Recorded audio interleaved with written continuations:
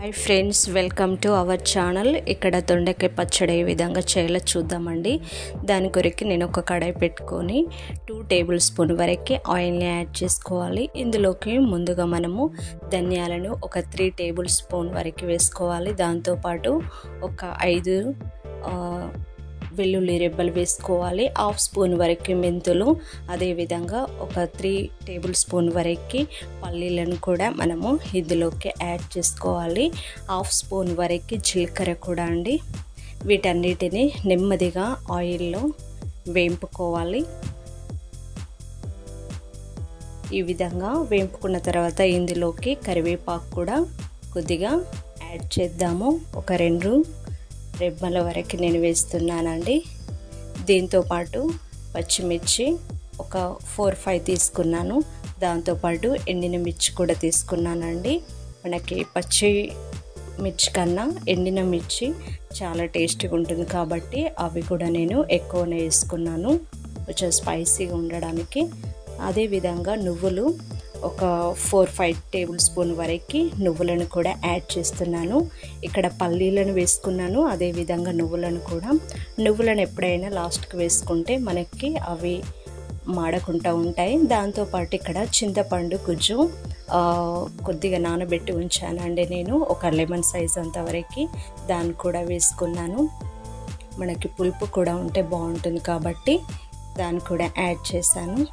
ఇప్పుడు మగ్గిన తర్వాత ఇందులోకి ఒక 1/2 టేబుల్ స్పూన్ వరకు పసుపుని కూడా మనము యాడ్ చేసేసుకొని దాని స్మెల్ అనేది మనకి లేకుండా ఆయిల్లో వేపుకోవాలి. టేస్ట్కు సరిపడినంత సాల్ట్ ఒక 1 టేబుల్ స్పూన్ వరకు వేసాను. దాంతోపాటు కొత్తిమీరను కూడా ఈ విధంగా కాడలతో వేస్తున్నానండి.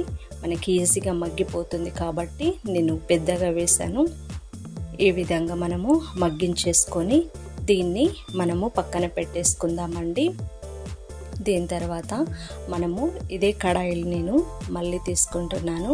ఇంకో 2 టేబుల్ స్పూన్ వరకు ఆయిల్ని కూడా మనము ఇందులో యాడ్ చేసుకొని హీట్ అయిన తర్వాత మనము దొండకాయలను ఈ విధంగా మీడియం సైజులో మనం కట్ చేసుకొని నెమ్మదిగా వీటిని ఉడికించేసుకోవాలండి.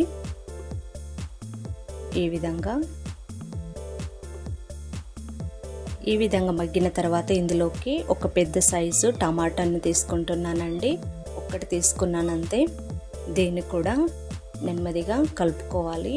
ఫస్ట్ మనకు దొండకాయలు వేగిన తర్వాతనే టమాటా వేసుకోవాలండి, అప్పుడే మనకి పర్ఫెక్ట్గా కుక్ అనేది అవుతుంది. దాంతోపాటు ఒక 1/2 స్పూన్ వరకు సాల్ట్ని కూడా నేను ఇందులో యాడ్ చేశాను.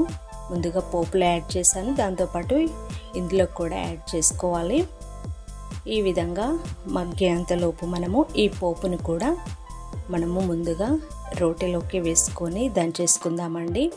మనకి మిక్సీ జార్లో వేసుకోవచ్చు, బట్ కొంచెం కచ్చపచ్చగా ఉంటే మనకు బాగుంటుంది కదా అండి, దాని ఫ్లేవర్ కూడా బాగుంటుంది అన్న ఉద్దేశంతో నేను రోటిలో వేసి దీన్ని ఈ విధంగా నెమ్మదిగా మనము మెత్తగా చేసుకోవాలండి.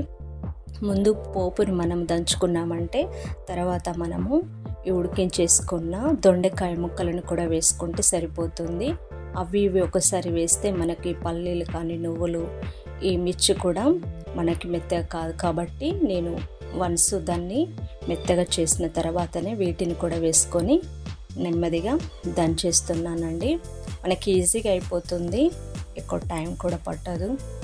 ఈ విధంగా మరీ స్మూత్గా ఉండకుండా మెత్తగా కాకుండా ఈ విధంగా కచ్చాపచ్చగా ఉంటేనే మనకి రొట్టి ఆ ఫ్లేవర్ కానీ టేస్ట్ కానీ చాలా బాగుంటుంది. ఖచ్చితంగా ఈ రెసిపీని మీరు కూడా ట్రై చేయండి.